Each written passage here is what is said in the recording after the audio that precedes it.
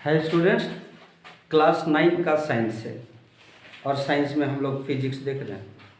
Physics में chapter number 9, physics का chapter शुरू होता है चैप्टर नंबर 8 से, ठीक है। गति नहीं, अब उसमें हम लोग देख चुके थे गति के 3 नियम, गति के 3 समीकरण। वो क्या था? v is equal to u plus a t, v square is equal to u square plus 2as, s is equal to u t plus half a t square. गति के 3 समीकरण देखे थे वहाँ, यह था ना। इसको हम प्रूव किए थे तुम्हारा दो विधि से, एक ग्राफिकल मेथड से और एक वैसे ही सिद्ध करना था, बिना ग्राफ का सिद्ध किए थे। इसको क्या सिद्ध करने के लिए तो आएगा ही, इससे संबंधित प्रश्न था, न्यूमेरिकल क्वेश्चन बहुत सारा था जो देख चुके थे, ठीक है। अब हम लोग इसके आगे आकर के पहुँचे हैं चैप्टर नंबर 9, जिसको हम लोग कहेंगे बल और गति के नियम। वहाँ गति के समीकरण देखे थे, इस चैप्टर में गति के नियम देखेंगे। वो गति के समीकरण जो थे वो प्रतिपादित किए थे न्यूटन के गति के 3 गो समीकरण। अब यहाँ पर न्यूटन के गति के 3 गो नियम भी देखेंगे। तो बल है पहले, ये बल और गति के नियम, ठीक है। ये जो है ना बल, पहले जाने कि ये बल है क्या, ये बल किसको कहते हैं। बल लग गया बोल, कहता है ना कि इस काम को करने में काफ़ी बल लगा, नहीं, रिलेशन को खोजने में काफ़ी बल लगा। नहीं कहता है कि लड़का को खोजने में खूब बल लग गया हमको, लेकिन लड़की को खोजने में बल नहीं लगा। बेटा बढ़िया से पढ़ा लिखा था, तुरंत लड़की मिल गई। ये बल लगा मैंने, वो हम लोग ऐसे ही बोल देते हैं बल लगा, लेकिन वास्तव में साइंटिफिक पॉइंट ऑफ व्यू से अगर कहेंगे बल किसे कहते हैं तो है ये बल क्या। और बल के विषय में क्लास 8 में बहुत सारा बल को देखे थे, जिसको हम लोग देखे थे संपर्क बल, असंपर्क बल, चुंबकीय बल, गुरुत्वीय बल, मांसपेशी बल, नहीं, फिर स्थिर विद्युत बल, बहुत तरह का बल देखे थे ना, छोटा छोटा। एक देखे थे अपकर्षण बल, फिर देखे थे अभिकर्षण बल, फिर देखे थे संतुलित बल, फिर असंतुलित बल। छोटा छोटा बल के बहुत सारा टॉपिक देखे थे क्लास 8 में, नहीं। और अब क्लास 9 में फिर वो बल आ गया, नहीं। अब बल हम किसको कहेंगे? एक बल जो है ना, एक प्रकार का भौतिक राशि है, ठीक है। बल एक प्रकार का भौतिक राशि है और इसके माध्यम से यदि कोई वस्तु गतिशील है तो बल प्रयोग के द्वारा उसको हम लोग विरामावस्था में ला सकते हैं या लाने का प्रयास करते हैं, या कोई वस्तु विरामावस्था में है तो उसको हम अपने बाह्य बल लगा करके उसमें हम गति दे सकते हैं या एक समान गति की अवस्था में ला सकते हैं या लाने की चेष्टा कर सकते हैं, वो बल कहलाया, नहीं। और बल जो होता है वह एक सदिश राशि है। चैप्टर 8 में ही बताए थे सदिश और अदिश में क्या अंतर है। सदिश और अदिश का एग्जाम्पल दिए थे, तो उसमें देख लो जो एग्जाम्पल दिए थे ना, उसमें बल भी लिखा था कि बल एक सदिश राशि है। फिर उसका एसआई मात्रक देखेंगे, नहीं, और बल का फॉर्मूला जो होता है वो भी देखेंगे। बल को हम लोग एफ से डिनोट करते हैं, कैपिटल लेटर का, सारी बातों को लिखाएंगे हम। और बल बराबर एक फॉर्मूला था हमारा ma, नहीं, तो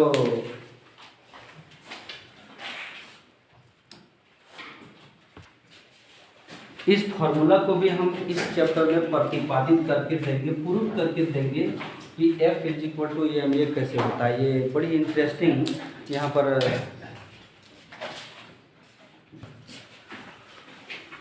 एसआई मात्रक भी इसका न्यूटन आया था। बल का एसआई मात्रक क्लास 8 में तो देखे थे कि बल का मात्रक न्यूटन होता है, वायुमंडलीय दाब का मात्रक पास्कल होता है, ये सब चीज़ देखे थे कि नहीं।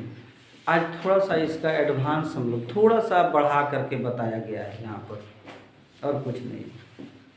बल के जो प्रकार देखे थे वो जानते हो ना, एक था पेशीय बल, नहीं सबसे पहले था अपकर्षण, ठीक है।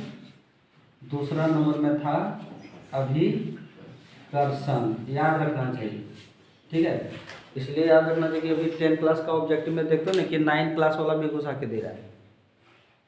अब 9 क्लास में हो न हो कहीं 8 वाला भी घुसा करके अगर दे दे तब क्या करोगे? तब तो वहाँ तुमको मंत्र पढ़ना पड़ेगा, और अगर मंत्र नहीं पढ़ोगे तो तुम लोग सिक्का लेकर के जाना, हेड और टेल करना है, और हेड और टेल से तुम्हारा जो आंसर आएगा वही देना। तो कोई ज़रूरी है कि हेड और टेल में जो तुम्हारा आएगा वो सही वाला आएगा सब क्या? इसलिए परफेक्ट तुम लोग जान लेना। अपकर्षण और अभिकर्षण दो को बात है। तीसरा था संतुलित बल, चौथा था असंतुलित बल। ये संतुलित बल असंतुलित बल हम लोग किसको कहेंगे? संतुलित बल अक्सर इसको हम आगे डिफिनीशन देंगे ना, उस समय चर्चा करके बताएंगे। तो यहाँ पर अभी इसके विषय में चर्चा नहीं करेंगे ना, फिर हम लोग हो जाएंगे उसमें। एक था संपर्क बल, नहीं, दूसरा था असंपर्क बल, अगला था पेशीय बल, सही है, पेशीय बल। फिर था चुंबकीय बल, नहीं,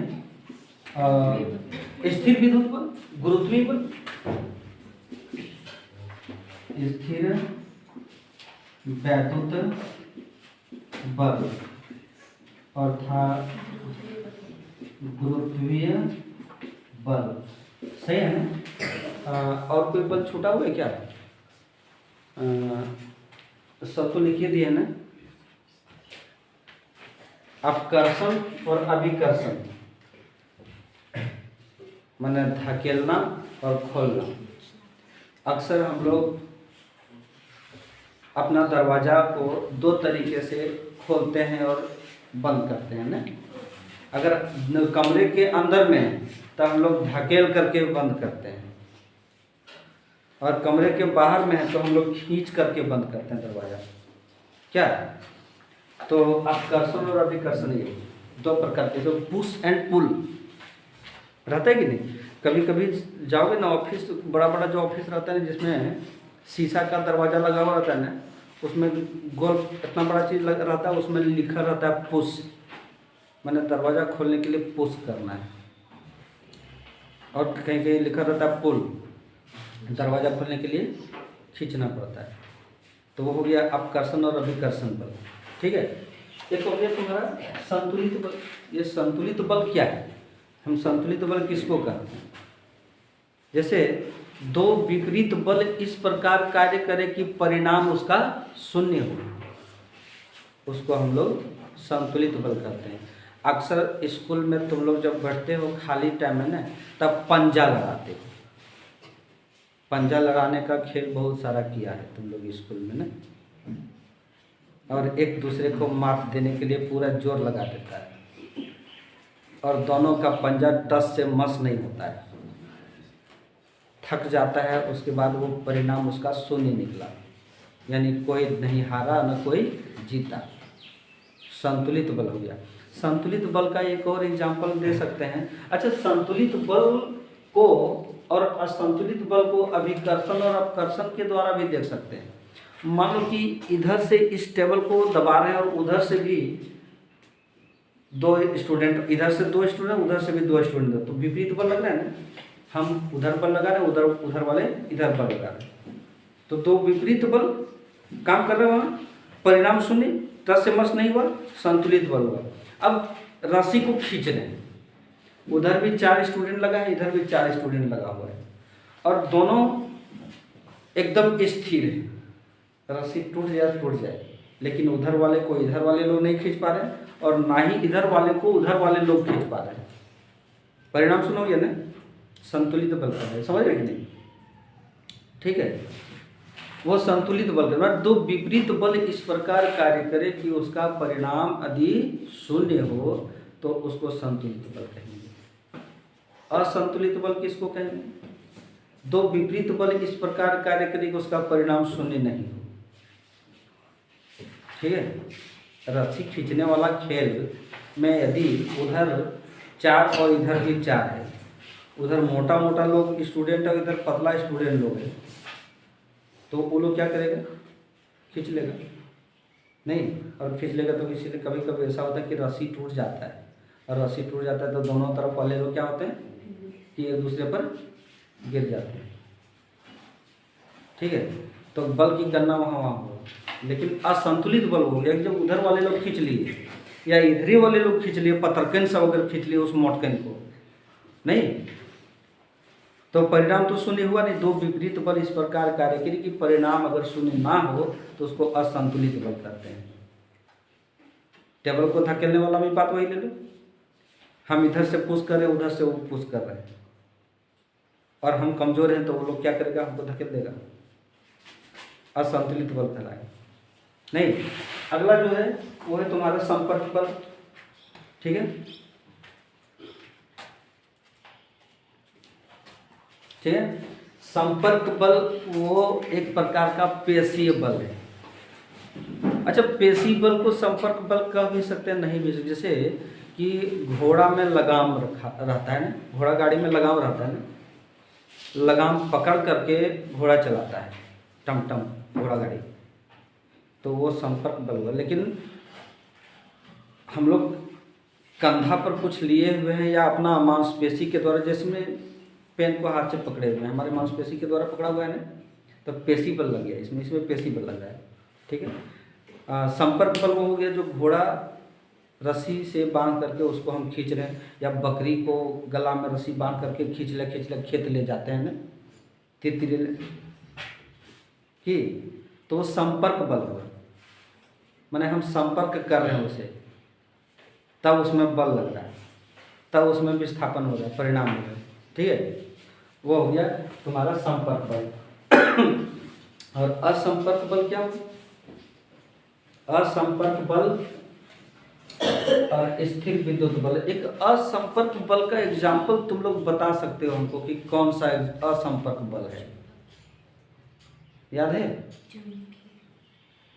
स्थिर विद्युत बल को भी हम कहेंगे और चुंबकीय बल को भी असंपर्क बल ही कहेंगे। जैसे कि तुम बाल झाड़ते हो कंघी से, नहीं तो कंघी से बाल झाड़ करके उसको अगर ज़मीन के नीचे अगर थोड़ा सा अगर हम ज़मीन के ऊपर से सटा करके नहीं रखेंगे तो क्या करते हैं, बहुत सारा धूल कण वगैरह जो ना वो कंघी खींच लेता है।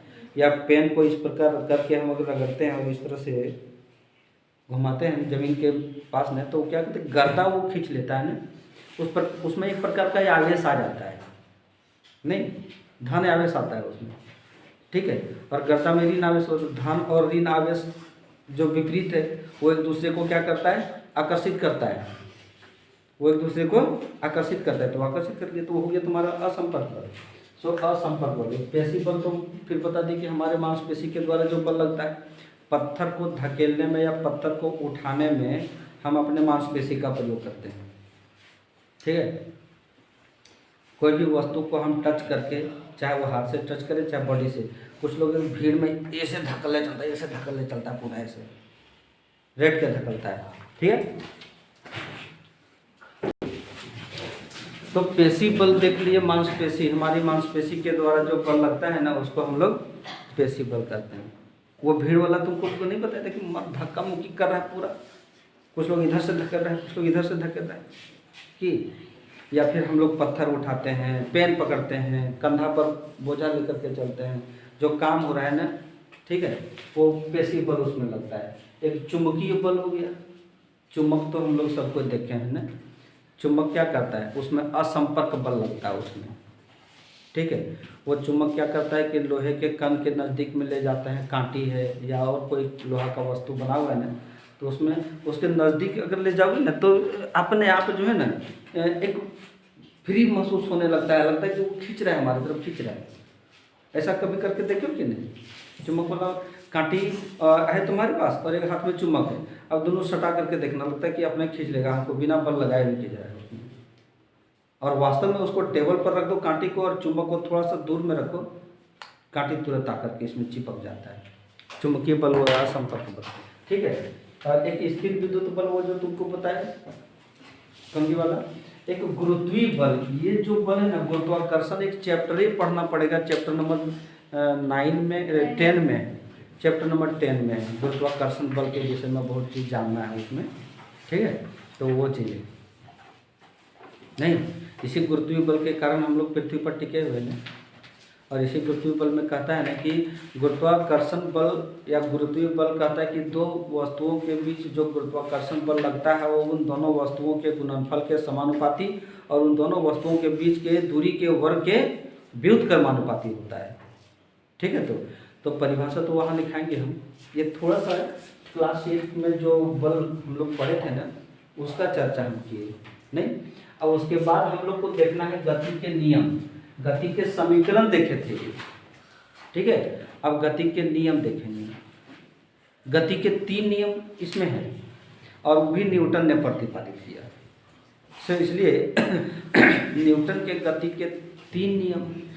प्रथम नियम कहता है जड़त्व को, जड़त्व का नियम या न्यूटन के गति का प्रथम नियम एक ही। गति का प्रथम नियम क्या कहता है? यदि कोई वस्तु विरामावस्था में हो या एक समान गति की अवस्था में हो तो विरामावस्था से गति की अवस्था में लाने के क्रम में वो अपनी स्थिर अवस्था को माने एक समान विरामावस्था को बनाए रखना, या फिर एक गति की अवस्था में, तो अगर विरामावस्था में ला रहे तो एक समान गति की अवस्था को बनाए रखने को न्यूटन की गति का प्रथम नियम या जड़त्व के नियम का को परिभाषित करता है। अक्सर हम लोग गाड़ी में चलते हैं, बस उसमें न, तो गाड़ी अगर खड़ी है, बस रुकी हुई है और अचानक चल ली तो हम लोग क्या होते हैं, पीछे की ओर झुक जाते हैं, झुकते हैं ना। या एहसास करो अगर बाइक पर बैठे हो तुम पीछे और नहीं पकड़ना उसको, जो आगे बैठा है ना उसको नहीं पकड़ना, बाइक को भी कहीं नहीं पकड़ना। पिकअप वाली गाड़ी अचानक अगर एक्सीलेटर लगाया तो क्या होगा, तुम पीछे की ओर झुक जाओगे। संभला तो संभला, नहीं संभला तो पीछे गिरा। ऐसा होता है कि नहीं? कभी कभी ऐसा होता है कि अपना पत्नी को लेकर के जा रहे, पत्नी कब गिर गई रे बाप पता नहीं चला, और पिकअप वाला गाड़ी चला गया 4 किलोमीटर। अब हाथ पीछे करके देखता है पत्नी है ये नहीं, फिर गाड़ी घूम के देखता है हाँ पटाया है रे बाप, माँ बाप कर रहा है। अब कहता है कि अगर गाड़ी बहुत गतिशील है नहीं और अचानक कुत्ता महाराज आ गया, नहीं अचानक अगर कुत्ता महाराज आ गया तो ब्रेक लगाते हैं। ब्रेक क्यों लगाते हैं? रोकने के लिए, माने विरामावस्था में लाने के लिए। गतिशील अवस्था से विरामावस्था में लाने के लिए हमको ब्रेक लगाना पड़ता है। हमारा बॉडी उस गाड़ी के साथ, उस बाइक के साथ गतिशील है, तो अपनी गति की अवस्था को बनाए रखने के लिए, बनाए रखने के चेष्टा में हम लोग का बॉडी आगे की ओर झुक जाता है। कभी कभी बहुत हाई स्पीड वाला ड्राइवर जो चालक है ना वह गिर जाता है। इसी गुण के कारण न्यूटन का गति का प्रथम नियम लागू होता है। बहुत सारा एग्जाम्पल है इसमें, हम तुमको एग्जाम्पल बताएंगे, लिखाएंगे भी कि बस पर लदे सामान को हम लोग रस्सी से बांध कर क्यों रखते हैं, क्या वजह है। तो यही नियम, नहीं बांधेंगे तो बस पर रखा सामान या तो पीछे गिर जाएगा या तो आगे गिर जाएगा। दो ही बात हो सकता है कि गति का प्रथम नियम देखेंगे, द्वितीय नियम में हम तुमको ये वाला फॉर्मूला सिद्ध करके दिखाएंगे, यह फिजिकल टू, ठीक है। और तीसरा नियम जो है वो क्रिया के बराबर और विपरीत प्रतिक्रिया होता है। यही क्रिया के बराबर और विपरीत प्रतिक्रिया की वजह से हम लोग रोड धरती पर चल पाते हैं ना, क्योंकि हमारे पैर के द्वारा जितना बल पृथ्वी पर लगा रहा है, पृथ्वी हमारे विपरीत उतना ही और बराबर बल लगा रहा है। अन्यथा होता क्या, अगर पृथ्वी ज़्यादा बल लगाता तो जैसे ही पैर पर जमीन पर हम अपना पैर रखते वो ऊपर फेंक देता और पैर को हम लोग जमीन पर रख ही नहीं पाते, ठीक है। हम लोग पेन पकड़े हुए हैं इसलिए कि पेन को हम चारों तरफ से जितना दबाए हुए हैं, पेन एक विपरीत और बराबर बल हमारे हथेली पर लगा रहे हैं, उंगली के ये जो फिंगर टिप्स है ना, फिंगर टिप्स के बीच, ठीक है, तब पकड़ पा रहे हैं। नहीं तो होता कि ये ज़्यादा बल लगाता ना, ऐसे हो जाता मेरा हाथ। न कभी ऐसा करके देखना ना, स्प्रिंग वाला जो वस्तु है, स्प्रिंग वाला ऐसे दबा करके रखना और छोड़ना, देखना तुम्हारा हाथ को ऐसे फेंक देगा, छोड़ देगा। तो गति का तीसरा नियम वहाँ देखेंगे। इन नियमों के बाद अब हम लोग चले आएंगे संवेग संरक्षण सिद्धांत इस चैप्टर में। संवेग संरक्षण सिद्धांत जो कि कहता है कि m1 u1 plus m2 u2 is equal to m1 v1 plus m2 v2। इसको भी हम सिद्ध करके देखेंगे तुम लोग को संवेग संरक्षण सिद्धांत में। नहीं, दो वस्तुओं का संवेग, प्रारंभिक संवेग और अंतिम संवेग का इस प्रकार का एक समीकरण आएगा तुम्हारा, जो कि प्रूफ करेंगे हम दोनों वस्तुओं के बीच संवेग। अब संवेग इसमें फिर कहता है नहीं, संवेग सदिश राशि है कि अदिश राशि है, इसी चैप्टर में उसका भी परिभाषा देखेंगे। तो वो भी एक सदिश राशि है। जिस प्रकार हमने बताया बल एक सदिश राशि है, उसी प्रकार हम देखेंगे संवेग भी एक सदिश राशि है। ठीक है, इतना के बाद अब ये एक हम होमवर्क दिए थे भाई, बायोलॉजी जब पढ़ा रहे थे ना उस समय, रेखित पेशी, अरेखित पेशी और एक कार्डियक पेशी का चार्ट पेपर पर चित्र बनाना था। चार्ट पेपर, जिस पेपर को हम लोग चाट जाते हैं, तो हमको लगता है नहीं बना के लाए, जो लाया है बना करके हम वो दिखा रहे हैं कि कितना खूबसूरत है या नहीं। नहीं, ये बड़ी बहुत बेजोड़ है। और ये कितने लोग देखेंगे पता है? 16,000 लोग देखेंगे। ठीक है, इसको सीधा करना चाहते हैं ना, तो सीधा नहीं हो रहा है। ये देखो, दिखा पड़ रहा है ना, ठीक से सीधा कर लेने।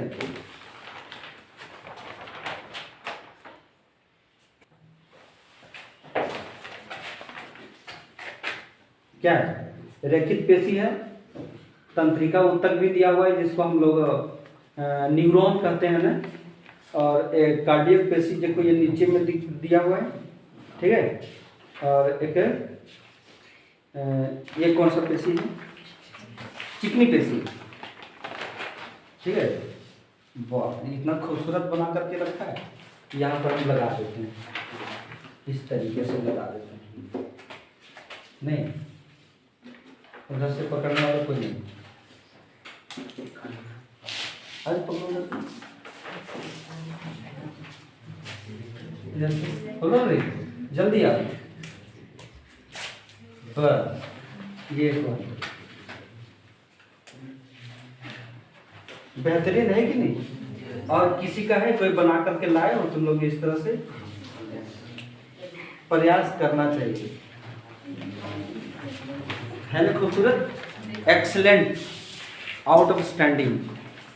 नहीं, सबको प्रयास करना चाहिए। अब कहोगे कि फ्री फायर, नहीं, देखो ये फ्री फायर जो है, सुनो, ओहो, फ्री फायर कहो, पबजी कहो, ठीक है, ये किसी भी स्थिति में स्टूडेंट के लिए अच्छा नहीं है। क्यों? हम तुमको बता देते हैं। आज के डेट में फ्री फायर नहीं, मोबाइल में एक अदृश्य रेडिएशन जो उत्सर्जित करता है ना, ये रेडिएशन जो है ना बहुत ही खतरनाक है, डेंजर है। हम लोग फ्री फायर के पीछे पागल हैं। सो कहता है कि विज्ञान वरदान या अभिशाप। विज्ञान ने जो चीज़ को डेवलप कर दिया है ना, वो या तो हमारे लिए वरदान है या अभिशाप। कल इस चीज़ के विषय में बताए थे ना, तुम ज़्यादा चर्चा नहीं करेंगे, लेकिन ये जान लो कि उस पर तुम लोग कभी नहीं जाना। और कल जो बोले थे, हमको लगता है कुछ लोग उसमें अमल करता होगा। ठीक है, तो आगे बढ़ते हैं हम।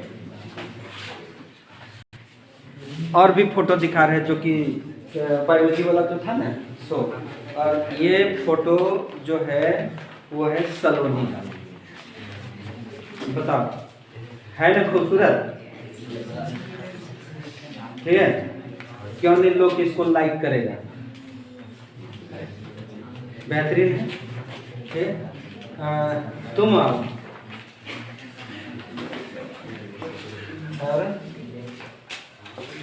इसको ऊपर पूरा करके देखो, ये हो गया। तो ये तुम्हारा तर्कुरूपी पेशीय कोशिका दिखाया गया है इसमें। ये जो न्यूरॉन है ना वो छोटा मर के दिखाया है। और ये तुम्हारा कौन सा पेशी है, कार्डियक पेशी, ठीक है। और ये जो है वो तुम्हारा रेक्टस पेशी, ठीक है। ये हो गया, बहुत बढ़िया है, अति सुंदर। एक ये भी इस प्रकार पकड़ो यहाँ, ये भी तुम्हारा जैकेट से मिलता है कलर, ये ठीक है खूबसूरत। सबको प्रयास करना चाहिए। तुम लोग चार्ट पेपर तो घर ले गए थे लेकिन उसको चार्ट करके खा गए। चार्ट पेपर को चाट कर खा गए। ये किसका, नेहा, ये तुम्हारा, ये देखो खुद से देखिए तुम्हारा बनाया हुआ है। इसमें इसको भी कलर करती रहती, नामकरण जो किया है वो बहुत बेहतरीन है। और ये भी बहुत अच्छा है, अच्छा है, बहुत अच्छा है, अच्छा ही नहीं बहुत अच्छा है, बहुत अच्छा लगा के। तो एक ये आ गया, इसको लेकर के अपने पास चले जाए, हमारा बाकी लोगों को दे देंगे। तो वो जो पहला जो बढ़िया वाला जो देखा ना वो आलोक का था, उसके बाद सलोनी का देखा, पीयूष का देखा और नेहा का देखा। 4 गो स्टूडेंट 5 गो स्टूडेंट बना करके लाया था नहीं। तो पहला वाला जो था वो बढ़िया था, सब बढ़िया था। थोड़ा और मेहनत करना, वो कलरफुल बनाया, तुम लोगों ने डिजाइन किया था, सही था। तो आगे अब चलते हैं।